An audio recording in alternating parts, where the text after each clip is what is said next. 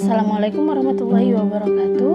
Kembali lagi di pelajaran Bahasa Indonesia dengan Ibu Wafet Novitasari. Pada kesempatan kali ini untuk anak kelas 9 kita akan pelajari tentang cerita inspiratif. Yuk mulai belajar. Kita cari tahu dari gambar berikut ini. Seorang kakek-kakek yang sudah berumur puluhan tahun dan sudah ditolak sebanyak 1009 kali, akhirnya mendirikan sebuah KFC dan berhasil mendunia hingga saat ini. Inspiratif sekali. Kedua, ada Susi Pujiastuti. Beliau adalah Menteri Kelautan yang tidak tamat sekolah tetapi memiliki satu penerbangan khusus bernama Susi Air, dan beliau juga menjadi bos ikan di daerahnya. Terus ada lagi, siapa yang tidak menggunakan WhatsApp di sini? Rata-rata anak-anak itu semua sudah menggunakan WhatsApp. Pernahkah kalian tahu ceritanya? Beliau pernah menjadi tukang sapu sebelum akhirnya mendirikan WhatsApp. Sungguh inspiratif. Oke, kita masuki pembelajarannya hari ini. Dari ketiga gambar tadi kita bisa melihat beberapa cerita-cerita inspiratif yang bisa menggugah kita, memotivasi kita untuk tetap belajar, jangan menyerah. Oke, hal yang pertama kali pelajari adalah pengertian cerita inspiratif itu. Yang kedua, ciri-cirinya bagaimana. Ketiga, strukturnya. Yang keempat, kaidah kebahasaan. Yuk, sebelum kita ke materi, kita kenalan. Di dalam materi cerita inspiratif, kita akan memahami dan mengenal pelajaran tentang kehidupan. Ayo, budayakan belajar membaca. Ada slogan bagus nih untuk kalian semua. Jika kamu tak menemukan buku yang kamu cari di rak, maka tulislah sendiri. Mulai sekarang, kalian bisa menulis di buku kalian tentang kehidupan kalian supaya suatu hari nanti bisa memotivasi kalian. Oke, mulai ya pelajarannya. Ayo, pengertian. Menurut Burhan Nurgiantoro dalam teori pengkajian fiksi tahun 1998, cerita itu merupakan isi dari ekspresi naratif. Tujuan cerita yaitu untuk membangun semangat.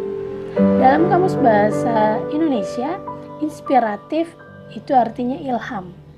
Sehingga bisa Ibu simpulkan bahwa cerita inspirasi atau cerita inspiratif adalah kisah yang menggerakkan hati sehingga membuat pembacanya bersemangat atau termotivasi.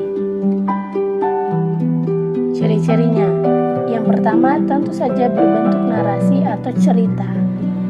Yang kedua, menginspirasi atau mengilhami orang, pembaca, pendengar saat membacanya.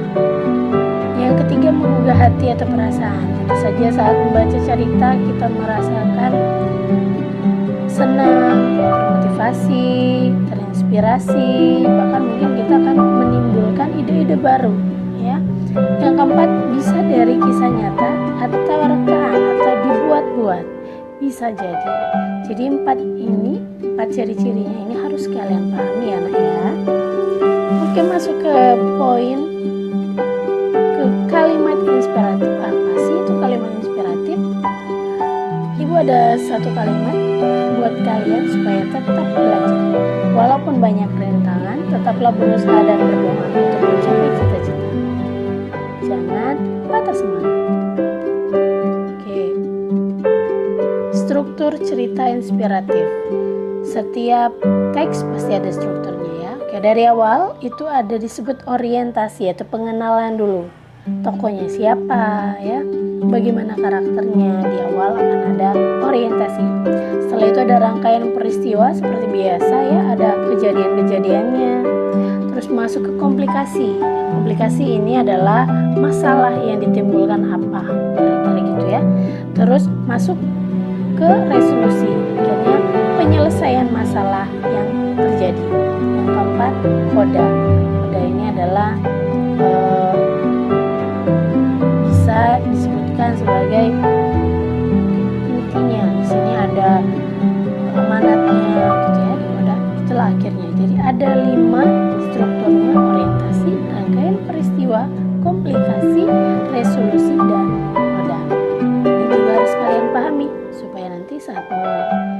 mengerjakan soal tidak bingung lagi. Oke, kaidah kebahasaannya ada kata sifat, biasanya ada dia periang ya, dia semangat kerjanya, pokoknya semua kata sifat-sifat yang ada di diri manusia. Dia pantang menyerah gitu ya. Terus ada kata ganti orang. Kata ganti orang ini bisa dia, bisa kamu ya, bisa mereka, atau nama orang, atau beliau juga bisa gitu ya, lain-lainnya. Terus ada kata kerja, tentu saja ada kata kerjanya. Seperti yang gambar-gambar sebelumnya, KFC mendirikan, itu sudah ada kata kerjanya. Susi juga mempunyai ya,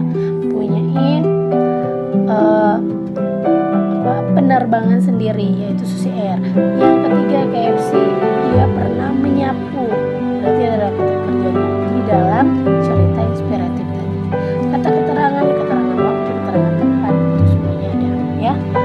Sudah tahu kalau keterangan waktu ada siang malam ya, gitu ya. Oke, sudah, kita lanjut. Ini dia tugas kedua. Kemarinnya sudah ada tuh tugas pertama, tapi ibu sedikit kecewa karena kalian ada yang tidak mengumpulkan hingga saat ini. Padahal ibu tunggu sampai kapanpun. Ingat ya, tugasnya harus dikumpul.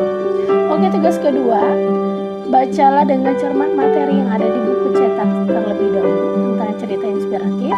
Kemudian rangkum dengan rapi, tulisannya jelas ya, jangan asal-asalan. Ditulis di buku tugas bahasa Indonesia masing-masing. Jadi tugas pertama, nah di baliknya lagi kalian buat tugas kedua, rangkuman cerita inspiratif. Oke, tuh tugas keduanya. Tugas ketiganya ini gampang ya. Pertama kalian tonton dulu di YouTube ya tentang kisah inspiratif penemu WhatsApp, karena Bu yakin kalian juga sudah menggunakan WhatsApp sekarang ya, karena kita berkomunikasi sekarang lewat WhatsApp semua. Terus tugasnya apa sih Bu? Cukup kalian cari 4 kalimat inspiratif yang ada di dalam tayangan tersebut, kemudian tulis di buku kalian. Jadi kalian buat di atas punya ya, tugas 1, tugas 2, tugas 3, 4 kalimat inspiratif yang ada di tayangan kisah inspiratif penemu WhatsApp. Cuma 4 aja Ibu ya. Oke, tugasnya harus dikerjakan, kumpulkan nanti buktinya. Kalau kalian sudah mengerjakan, kumpulkan lewat WA, chat pribadi Ibu seperti biasa ya. Terus kalian bisa menggunakan gawai kalian masing-masing. Ingat, gunakanlah gawai atau handphone dengan bijak. Update terus ilmu pengetahuan lewat gawaimu. Jangan nonton atau main game terus ya nak ya. Tugasnya dikumpulkan hari Senin ya. Senin ini nanti kumpulkan. Jadi ini masih hari Kamis. Hari Senin itu tanggal 25 Januari 2021 dikumpulkan sampai tanggal itu jam 23:59 ya. Kalau ada apa-apa hubungi Ibu supaya tidak ada kesalahan, oke?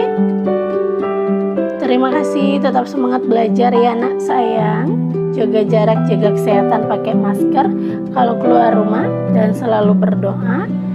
Pokoknya tetap semangat, oke? Sekian pembelajaran kita hari ini.